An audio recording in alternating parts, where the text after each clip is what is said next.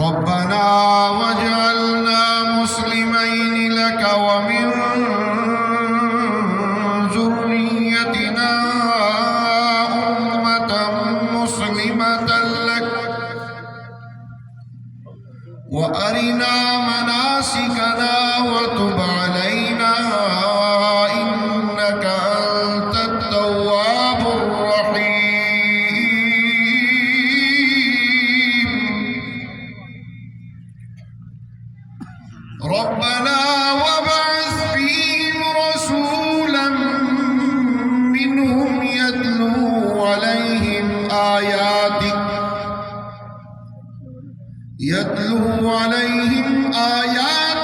ويعلمهم الكتاب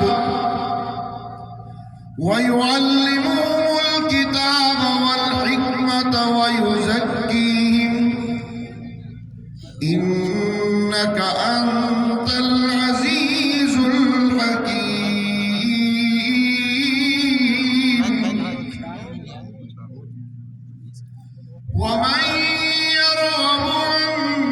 ملة إبراهيم إلا من سفه نفسه ولقد اصطفيناه في الدنيا وإنه في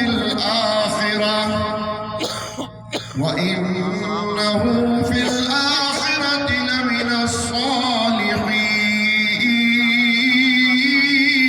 الصالحين إذ قال له ربه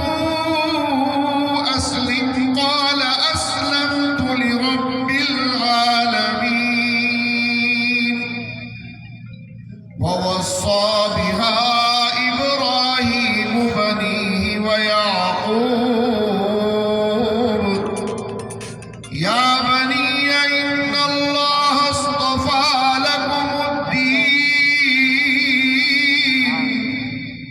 فلا تموتن إلا وأنتم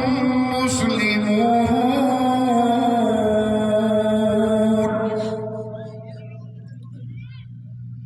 أم كنتم شهداء إذ حضر يعقوب الموت إذ قال لبنيه ما تعبدون من بعدي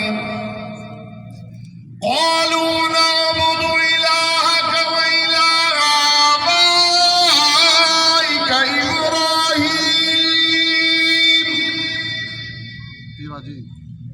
إبراهيم وإسماعيل وإسحاق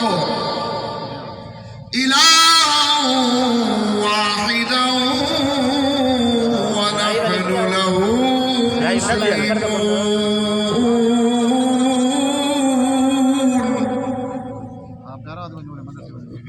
تلك أمة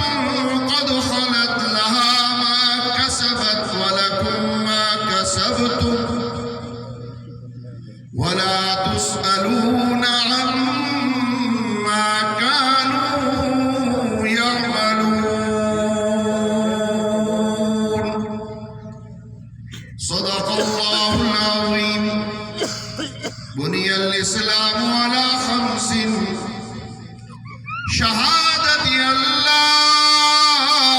إله إلا الله وإقام الصلاة وإيتاء الزكاة والحج وصوم رمضان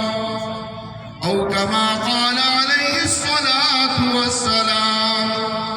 قال النبي صلى الله عليه وسلم خيركم من تعلم القرآن وعلمه قال النبي صلى الله عليه وسلم إن الله يرفع بهذا الكتاب أقواما ويضع به آخرين أو كما قال عليه الصلاة والسلام صدق الله مولانا العظيم वसदक़ रसूलुहुन नबियुल करीम व नहनु अला ज़ालिका लमिनश्शाहिदीन वश्शाकिरीन वल्हम्दुलिल्लाहि रब्बिल आलमीन। जहां के सारे कमालात एक तुझ में है, तेरे कमाल किसी में नहीं मगर दो चार। तेरे जमाल को कब पहुंचे हुस्न यूसुफ का, वो दिल रुबाए जुलेखा तू शाहिद